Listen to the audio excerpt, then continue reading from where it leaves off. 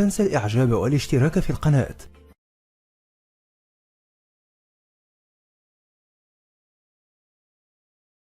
Mark in the center. My name is Rajesh. I work for an IT company. First, I would like to say Assalamu alaikum. Sir, you are a versatile personality and you have knowledge of all the religion. And always you have said there is one and only Allah, and Prophet Muhammad, peace be upon him, is the last messenger, with the references and help of Hindu books. So now my question is, what about millions and billions of Hindus, Sikhs, Jain, Buddhists they are praying at?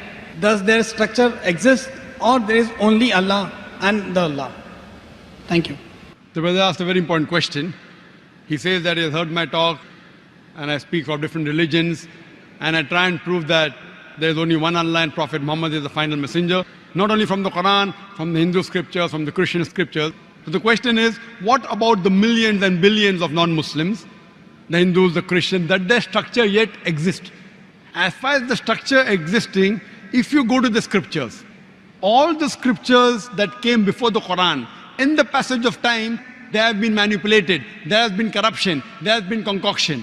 Therefore, if you apply the rule of logic and science, no scripture will pass the test except the Quran.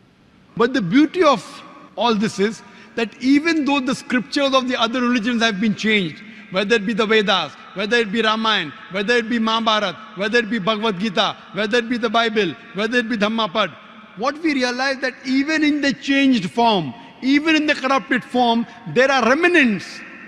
There are many verses which speak about the oneness of Allah subhanahu wa ta'ala, about Tawheed.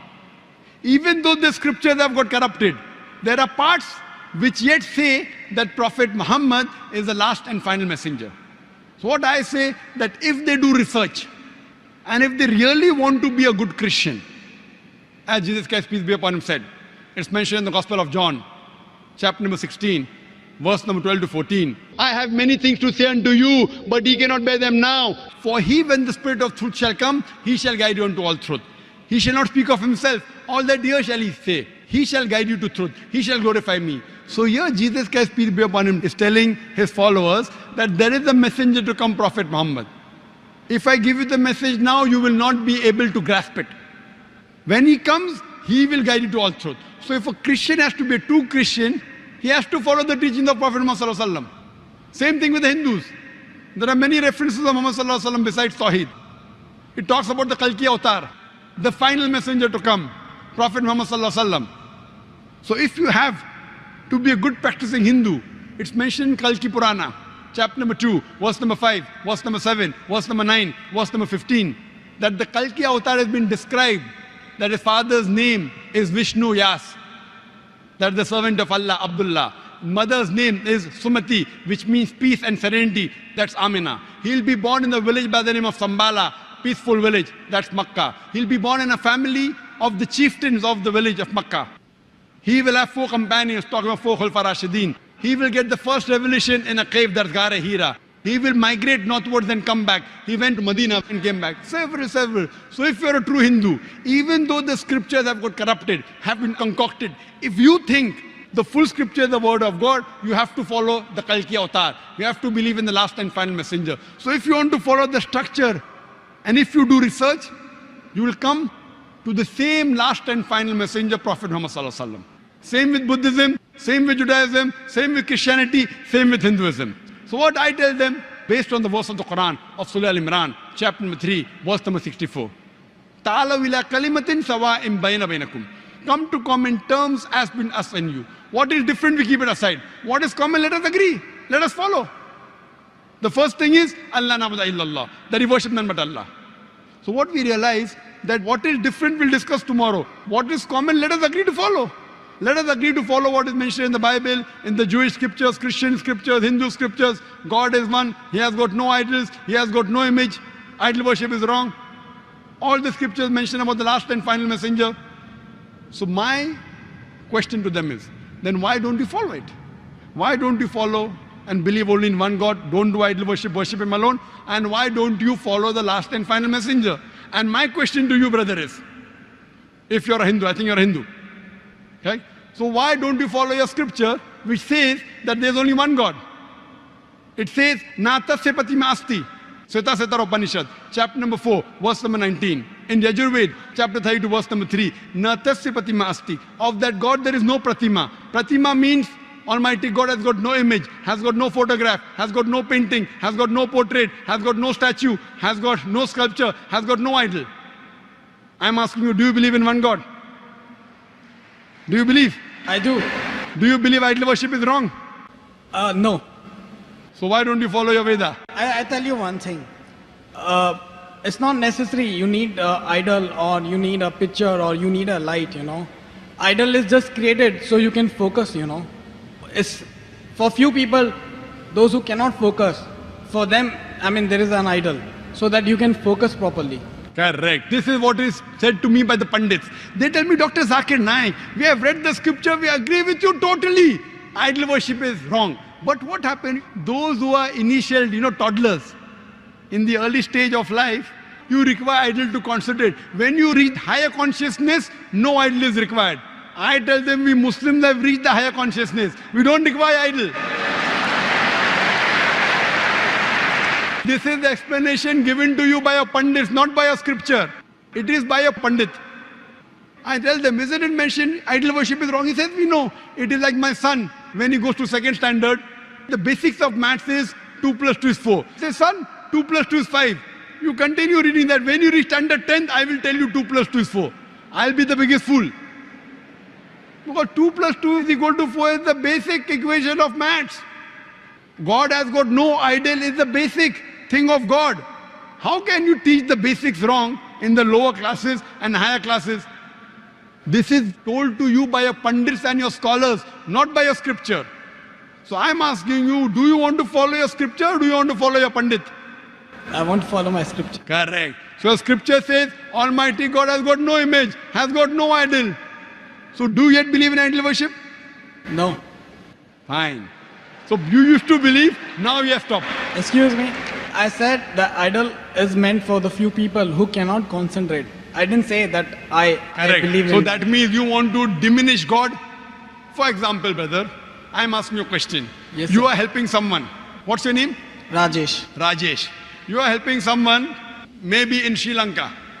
Every month you send him maybe 20,000 rupees, maybe 2,000 dirham for his education. He doesn't know who this Rajesh is. He says, who's this Rajesh? I don't know. So what does he do? He takes a cockroach and every day in the morning he says, Rajesh, thank you. Rajesh, thank you. Will you like it? No. Will you like it? No. Arey, but he doesn't know how Rajesh looks. So he's making a cockroach out of Rajesh. You will tell him, if you don't know how I look, at least take my name, it is sufficient. Why are you making a cockroach out of me?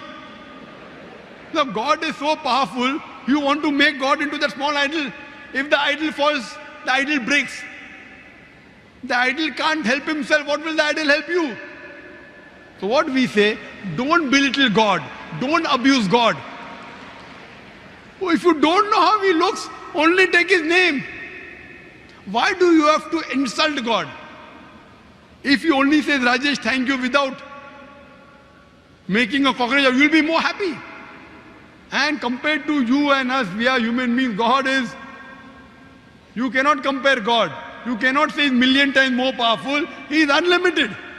You cannot compare God and human being. So how can you make God into an image and restrict him to an idol? It's insulting God.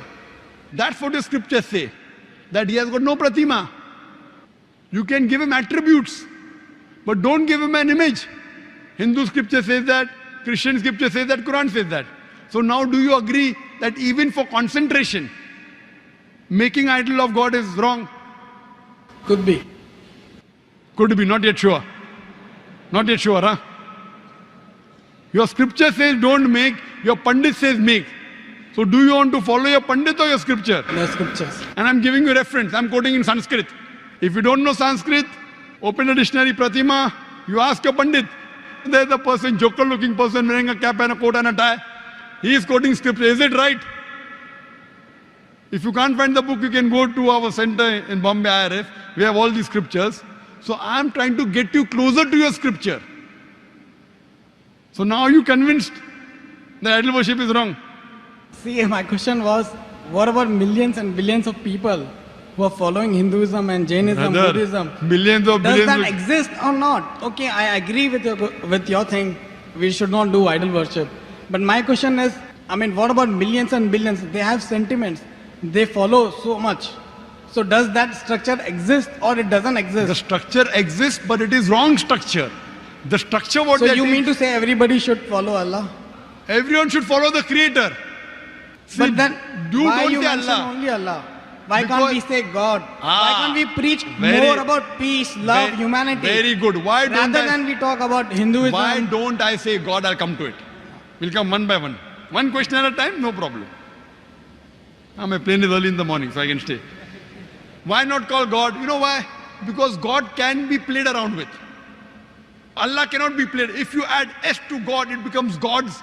There's nothing like plural Allah. Qul huwallahu ahad. Saying Allah one and only. If I add D-E-S-S to God, it becomes goddess, female God. There's nothing like male Allah, female Allah. You cannot play mischief with the Arabic word Allah. You can play mischief with the English word God. If I add father to God, becomes Godfather. He's my Godfather, he's my guardian. There's nothing like Allah Abba or Allah Father in Islam. If you add mother to God, becomes Godmother. There's nothing like Allah Ammi or Allah Mother in Islam. Allah is a pure Arabic word. You cannot play mischief. Same way, Khuda. You can have Khudadar. Ishwar becomes Parmeshwar. All these words can be played around with.